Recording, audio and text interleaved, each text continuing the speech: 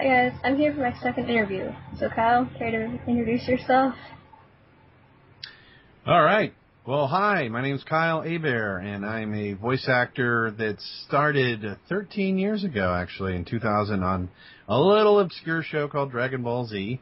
I'm the voice of Teen Gohan and the narrator, Ox King, Weskai, Pycon, and then from that I've been on other shows through the years. Let's see, Yu Yu Hakusho, I was Karasu in the Dark Tournament Saga.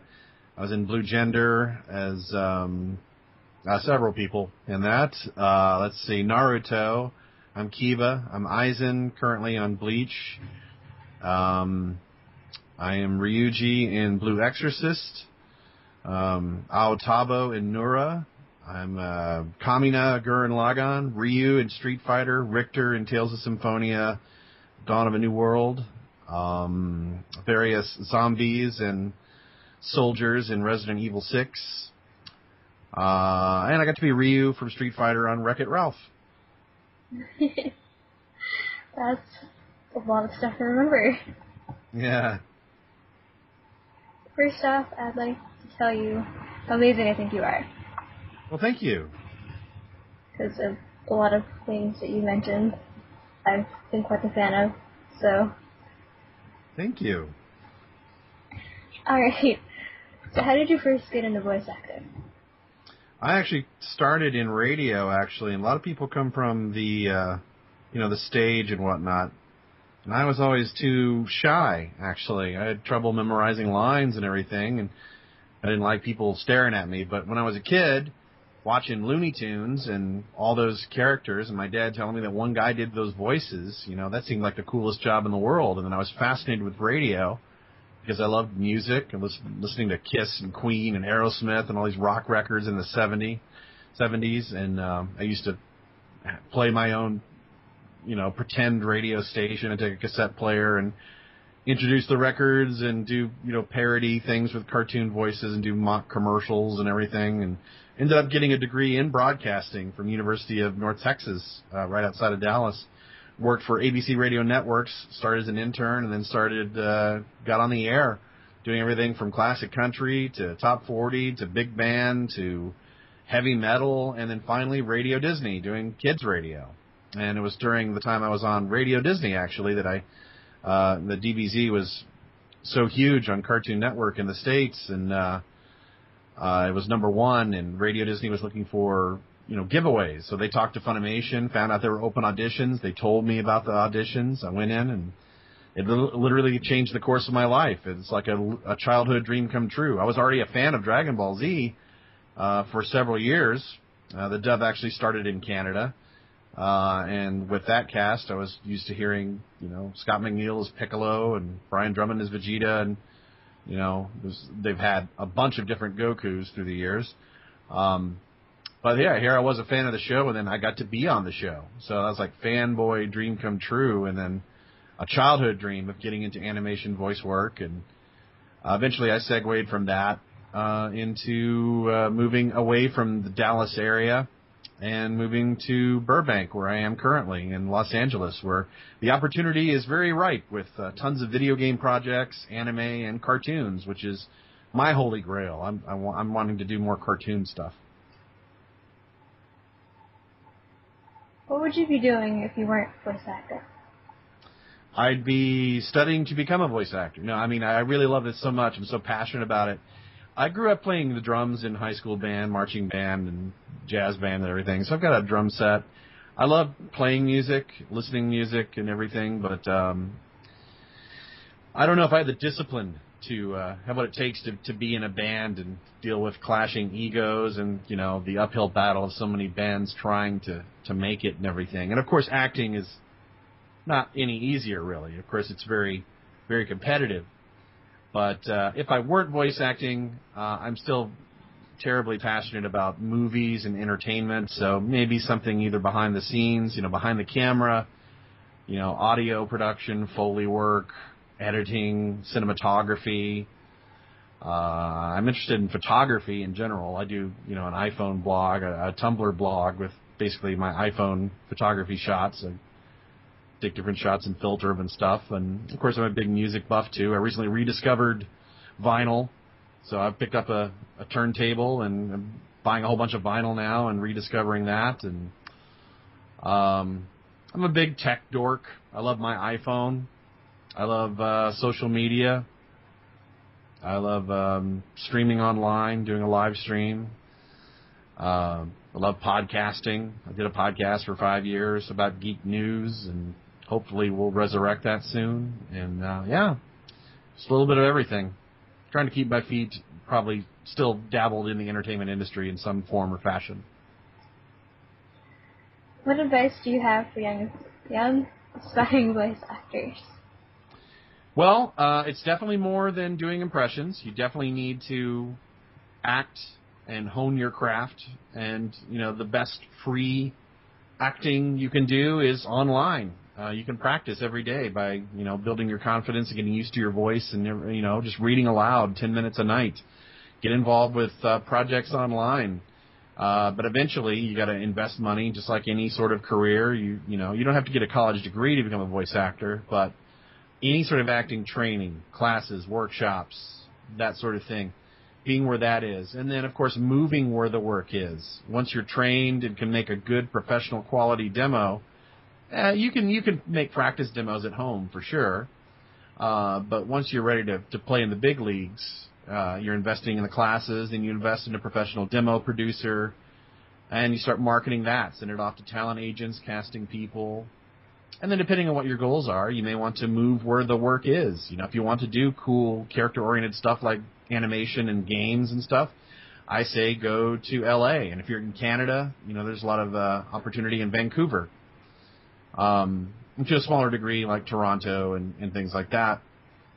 And in the States, Broadway is big in New York. If you want to be on camera, if you want to do any sort of acting in that vein, then definitely the West Coast in L.A. is great. If you want to do commercials, radio and television commercials are pretty prevalent in most major North American cities. There's work to be found there. And, of course, the Internet's changed the way everything is approached. People with home studios are able to record projects from home no matter where they are.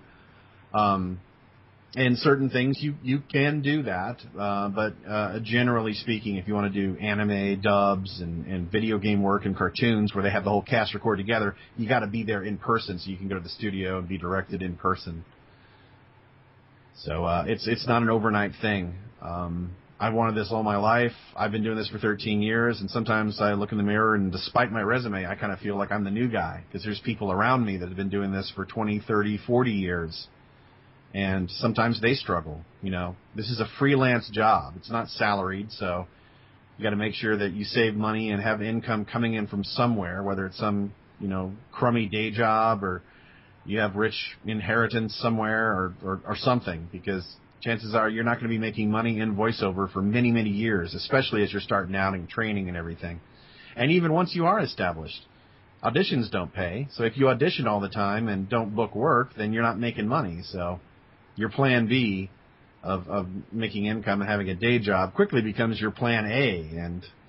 But if you stay dedicated and stay passionate about it and never ever give up, not everyone that does this is meant to do it. But I encourage people to say, whatever it is you want to do in life, you want to be an astronaut, then try. Take steps to becoming a brain surgeon, a physicist, a Nobel Peace Prize, the president, whatever. Take many steps every day. Write it down. Visualize it. Put it on a piece of paper and stick it on your refrigerator so you have a daily reminder. Put a sticky note on your mirror saying, this is what I want. And something as simple as a message to yourself every day that, I can do this. I believe in myself. I want this. Confidence is key. Never, ever giving up.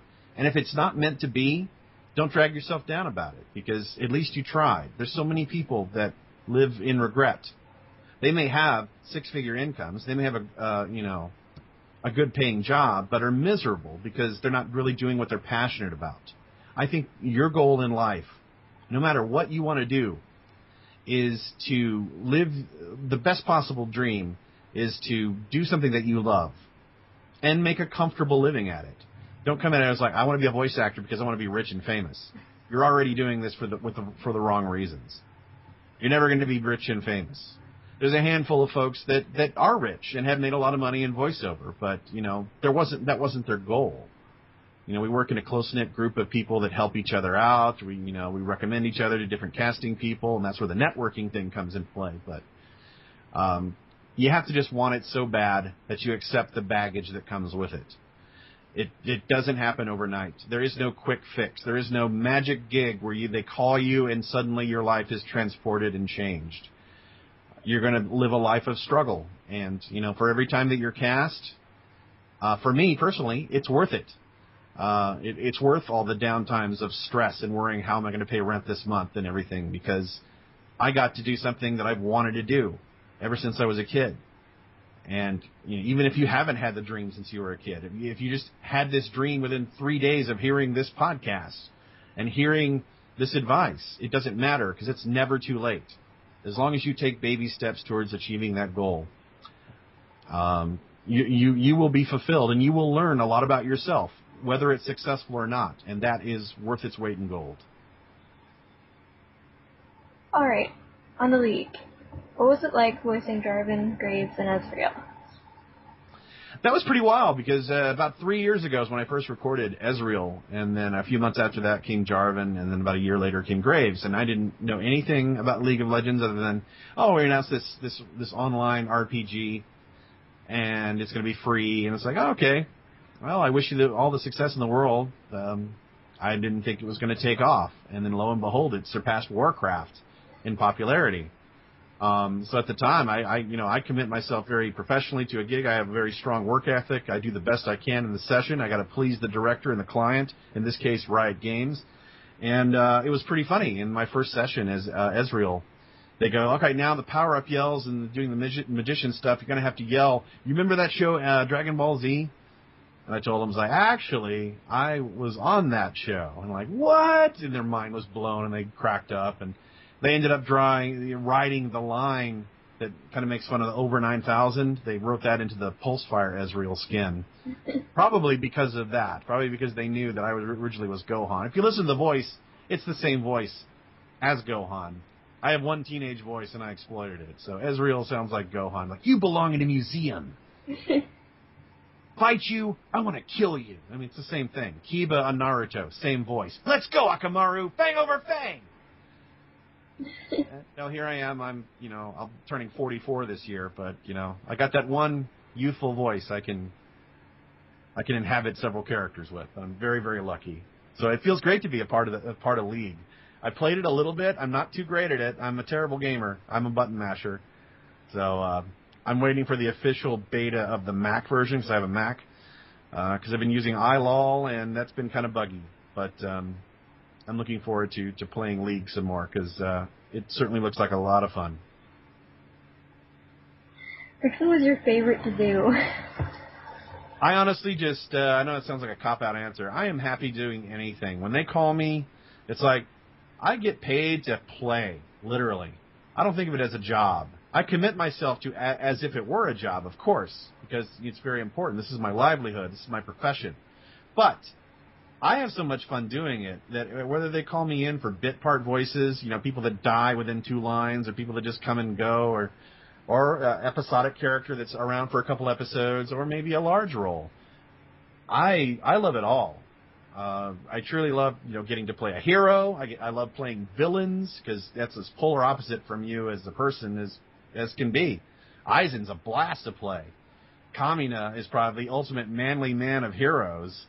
And then Gohan, of course, getting to be on Dragon Ball Z is like a huge character, the son of the main character, and then being the narrator, the guy who bookends each episode. I get so many people going, dude, you were my childhood. It's like I come home after school, and yours is the voice I hear, and that's when I know that my show is on, or that that my show is about to end. It's like, next time on Dragon Ball Z. What do you think of League's fan base? They're pretty expansive. They're pretty passionate. I did my first League of Legends panel this past weekend in San Francisco at a con called Animation on Display. We packed the house. We had a whole bunch of actors from the game, and they were just super, super pumped. So I'm ecstatic that people have really latched on to the game like that. Yeah, your friend told me about meeting you, and he said that you were pretty cool, so... Oh, yeah, I'm glad I made a good impression. That's very important to me. I'm a fan of this stuff, too. Probably more on a more casual level, but still, I mean, I'm an overgrown kid. I think mentally I'm probably 15. I'm a gamer, a terrible one, but I have games. I have a PS3, a Vita, a 3DS, an iPhone, iPad. I love technology. I read comics. I love cartoons. I just love this stuff, and I love getting to be a part of the industry. And I love the fans. Without the fans, I wouldn't get to do this. At the very core of it, the fans are what make our jobs possible.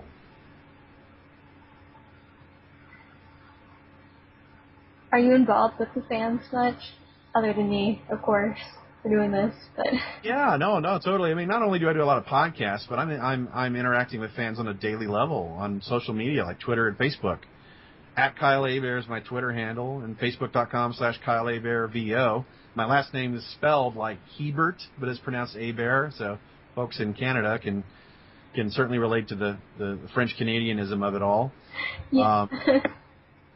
But yeah, if you look me up, I try to reply to everyone. If you drop me a line at kyle@kylehebert.com, I try to respond to all my email as well. And it's always been important to me. I'm probably the most interactive voice actor there is. I love engaging with fans, and I'm very blessed to get to travel the world and go to different conventions and meet the fans face to face, and shake their hands, give them a hug, take pictures, sign autographs, and I've made a lot of great friends through the years too on the con circuit. It's wonderful. It's just tremendously rewarding to get to do what I do.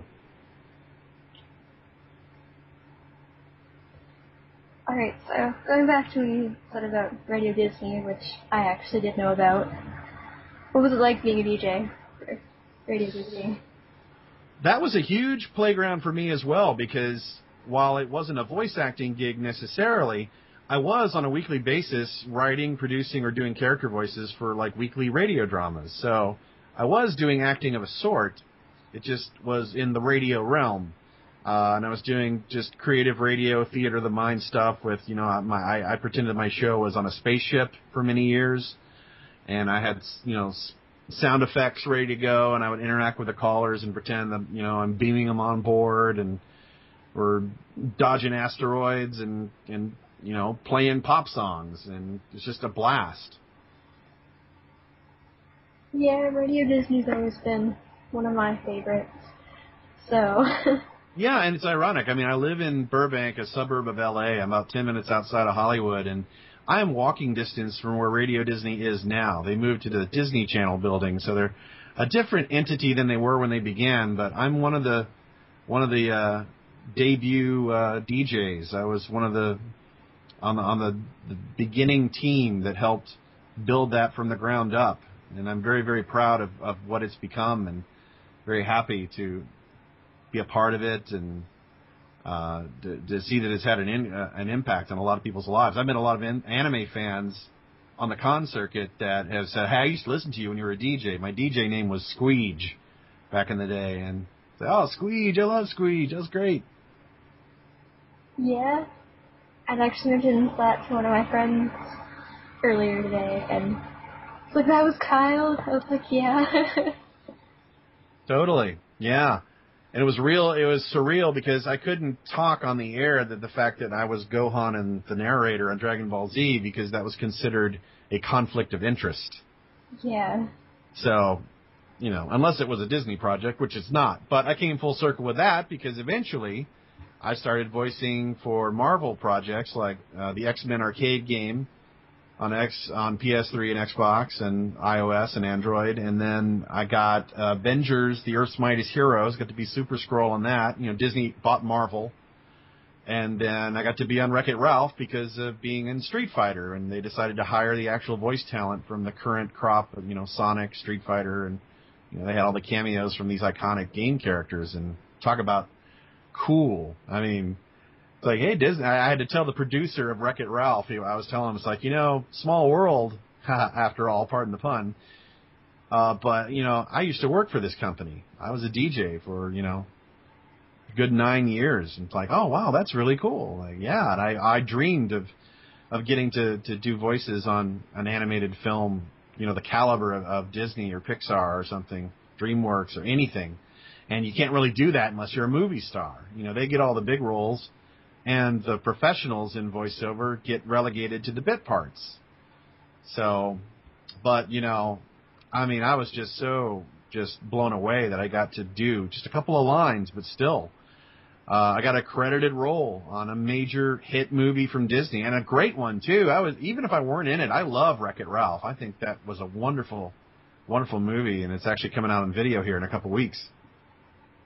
Yeah, I remember being a kid and just seeing all of Disney would put out, and just, I guess, wish that I wasn't Canadian so I could be part of it.